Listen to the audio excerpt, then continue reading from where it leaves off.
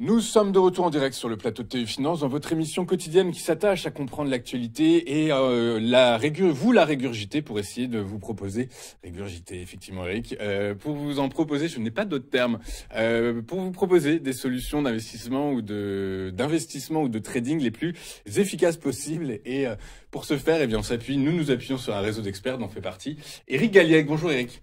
Bonjour Louis-Antoine. Merci beaucoup Eric d'être avec nous ce matin. On est ravis de vous revoir.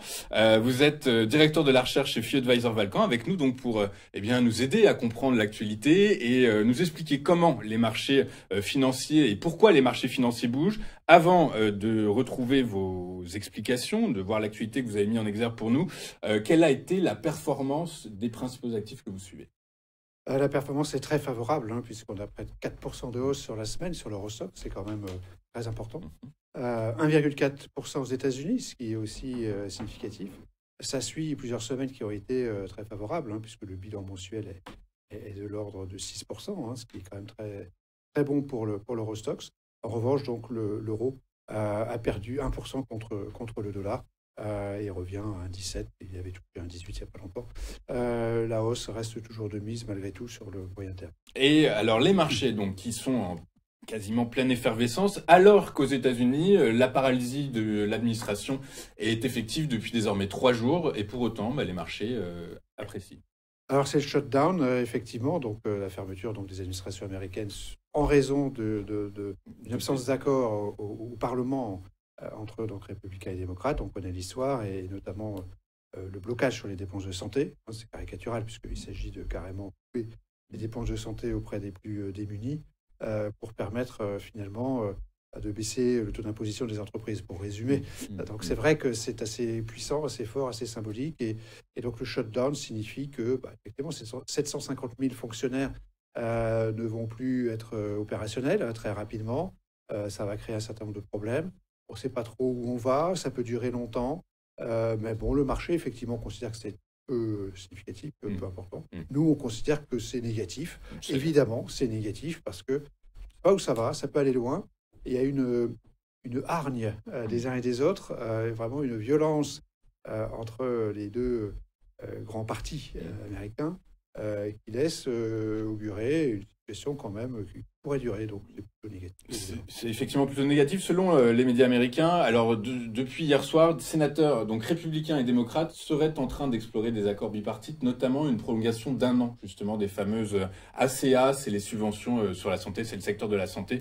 Voilà, donc c'est en discussion, mais évidemment tout est au conditionnel et aucune issue immédiate n'est garantie pour le moment. La seconde actualité que vous avez mis en avant pour nous, c'est la baisse des cours du pétrole, Oui, c'est assez impressionnant de voir sur le bilan finalement des actifs financiers et non financiers du mois écoulé que je viens de regarder et de faire, c'est que le pétrole a baissé de façon significative depuis un mois, comme depuis une semaine.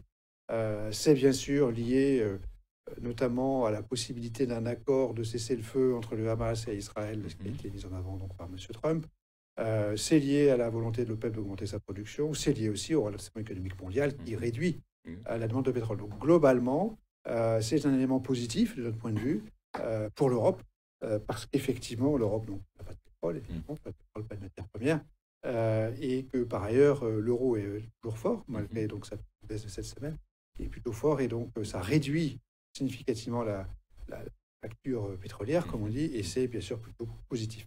Plutôt positif, ok. Ce qui est également positif, c'est les commandes, les investissements massifs qui sont en train d'être réalisés dans l'intelligence artificielle, notamment aux États-Unis. Alors oui, OpenAI a effectivement annoncé un accord important avec donc des producteurs coréens, Samsung, SkyEnix, j'ai oublié le nom de la deuxième grand producteur coréen de semi-conducteurs, mais c'est vrai que c'est plutôt une bonne nouvelle, bien sûr, pour les différents acteurs, et surtout pour la relance de la thématique IA, qui, bien sûr, est importante pour soutenir la tendance haussière à Wall Street.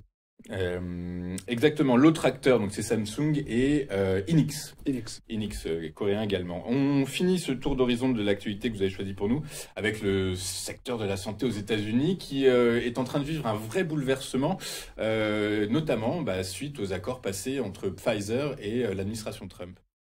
Alors oui, c'est un exemple bon, important pour le secteur pharmaceutique. On le voit sur le rebond très important de Pfizer sur le graphique hein, depuis un an. Pfizer qui était dans une situation très compliquée au niveau boursier, avec une baisse tendancielle, avec une absence de croissance des bénéfices hein, pour cette année, l'année prochaine et même le plus lointain, donc quelque chose de un peu figé. Et donc effectivement, ça avait été renforcé par la volonté de M. Trump donc, de baisser les prix de certains médicaments et puis aussi des fameux droits de douane qui touchent directement ou indirectement l'ensemble de l'industrie pharmaceutique américaine comme européenne. Hein. Donc c'est effectivement plutôt un bon accord. Il est supérieur et plus avantageux finalement pour les entreprises que ce qui était craint. Et ça montre que finalement les droits de douane, tout ça, bon, on en a fait tout un plat au mois d'avril et finalement on se rend compte qu'au cas par cas, à chaque fois, il y a des négos, on discute, on trouve une solution, donc on se dit finalement, on va faire ça pour tous les secteurs, pour toutes les entreprises. Et finalement, on a craint le pire et au total, c'est peut-être quelque chose qui va finir plutôt positivement. Exactement. Je vous rappelle qu'en début de semaine, Donald Trump avait annoncé une hausse des droits de douane de 100% sur les produits pharmaceutiques. Alors évidemment, ce sont des tractations qui durent très longtemps. Ça ne s'est pas décidé en quelques jours. Mais potentiellement, on voit que l'effet positif de ces droits de douane, c'est des négociations qui vont dans le sens du consommateur américain. C'est ce qu'on dit depuis le début. Trump, c'est un deal maker. Dès qu'il y a une possibilité de discuter, de faire un deal, de trouver un accord, il le fait. Et donc voilà, il le fait sur entreprise par entreprise, pays par pays. Et donc voilà, il se plaît là-dedans. Et finalement, Wall Street applaudit et à tout rompre. Hein, et finalement, Wall Street adore Trump. Parce qu'il n'y a que comme ça qu'on peut comprendre finalement l'évolution des marchés financiers américains et globaux. Les marchés adorent. Et finalement, donc, à la fin, votre synthèse, elle est positive. Elle est positive, surtout pour ces bonnes nouvelles du côté des entreprises, ainsi que la baisse du pétrole, plutôt favorable. C'est un peu limité par le shutdown aux USA. C'est quand même une mauvaise nouvelle de voir que 750 000 fonctionnaires sont plus au travail et que les agences fédérales vont plus fonctionner. Hein, donc, alors, comme dit Trump, beaucoup sont des arnaques. Alors, c'est peut-être pour ça que la bourse applaudit. Finalement, ça va permettre de virer quelques fonctionnaires. Ça ne fait pas de mal. Donc, il y a une sorte de ralliement systématique aux positions de M. Trump en termes économiques et financiers, c'est clair. Alors, je ne parle pas du reste, hein, mais globalement, c'est comme ça qu'on peut expliquer la tendance des marchés et le côté positif donc, de cette actualité hebdomadaire. Et donc, inévitablement, vos solutions, votre recommandation d'investissement, c'est Arrow sur les actions US. On est dans une logique haussière qui est auto-entretenue, qui a subi quelques accros, on va dire, depuis quelques temps, mais qui reste très bien ancrée. Donc, on reste à l'achat. Donc, au maximum, je dirais, possible pour les différentes cas de figure à des investisseurs. Hein, parce que bien sûr, on ne peut pas dire tel pourcentage. Nous, on dit 100% pour avoir un discours clair. Mais effectivement, on est favorable aux actions. Elles sont en train de monter. Elles ont de bonnes raisons pour ça. L'évaluation est un peu tendue, mais elle s'explique très largement par les 7 magnifiques qui sont dans un cas particulier parce qu'elles ont des perspectives qui restent extrêmement favorables. Donc les PER à 30-35 sont justifiés, probablement.